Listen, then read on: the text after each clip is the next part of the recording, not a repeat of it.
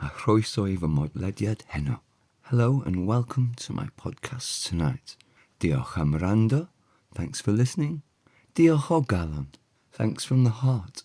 Helô, tywyllwch, fy ffrind. Hello darkness, my old friend. Rydw wedi bod I siarad â chi eto. I've come to talk with you again. Cyfres 4 a phenod rhif cant a chwech. Series 4 and episode number 106. Pe bawn I ddim yn dysgu. If I weren't to learn. Good evening everyone, noswaith dda. Hello a chroeso. Chroeso has become chroeso. C to a CH, ek to ech. Aspirate mutation after the word a, which is the word and. Conjunction that causes aspirate mutation causes 3 letters to aspirate mutate, P, T and C. The 3 letters that make up the phrases. Yeah, you know them. Okay. And diolch am wrando. No, hang on. Chroeso I fy mholediad. Podlediad has become mholediad. P to MH, nasal mutation, after the word v, which is the first person singular possessive pronoun, or whatever you want to call it. But it just means my. And it causes nasal mutation. So 6 letters change and they end up beginning with an M or an N. Diolch am wrando. Gwrando has become rando. And that is, the G has dropped or disappeared, diflannu, and has disappeared. And that happens after the key preposition am, which is one of the prepositions that cause soft mutation, which are am ar at, dan drostrwy, tan trostrwy, gan heb hyd, I o wrth. And they're all different prepositions. Words like for and about and on and upon and at and to and under and over and through. So words that give relation between 2 other words, usually. 2 other nouns, usually. Is it? No, not necessarily. Anyway, they're prepositions.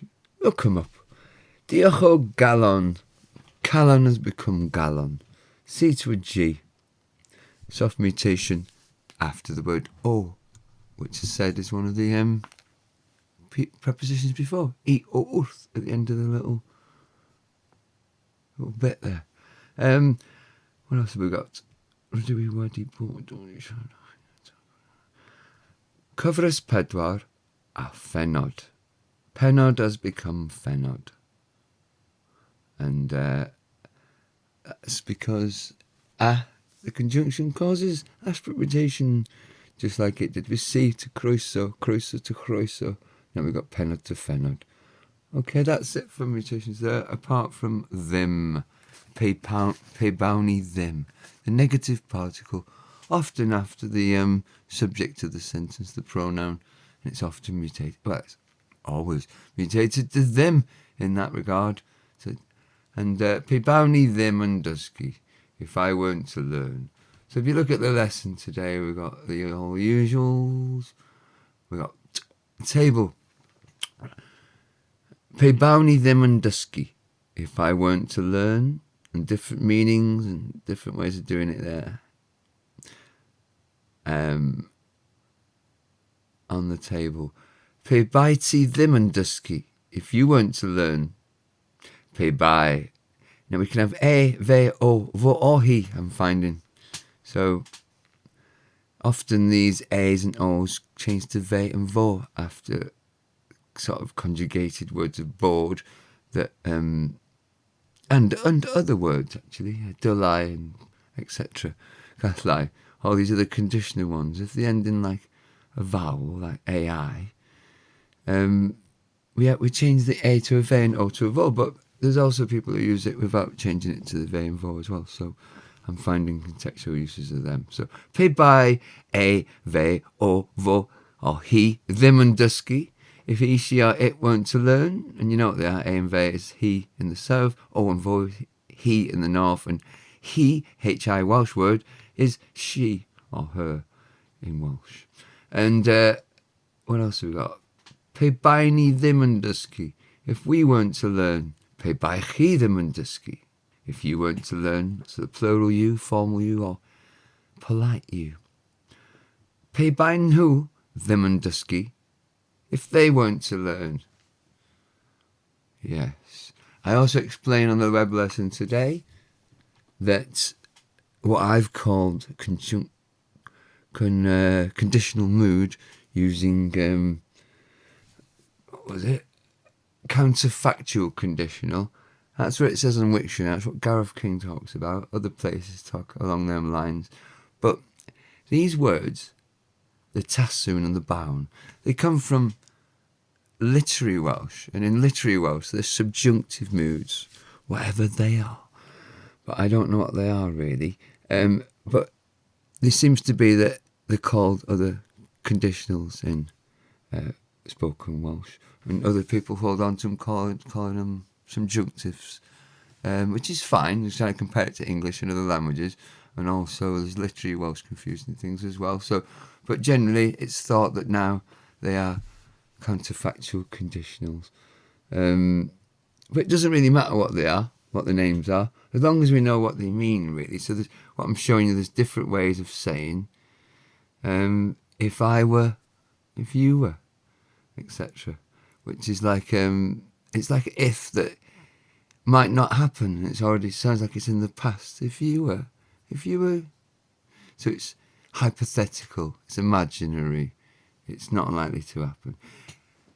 Okay, moving on. Right, that nouns for today, we have somewhere there, cnoi, which means bite down south, but chew as well, chew up north generally, cnoi.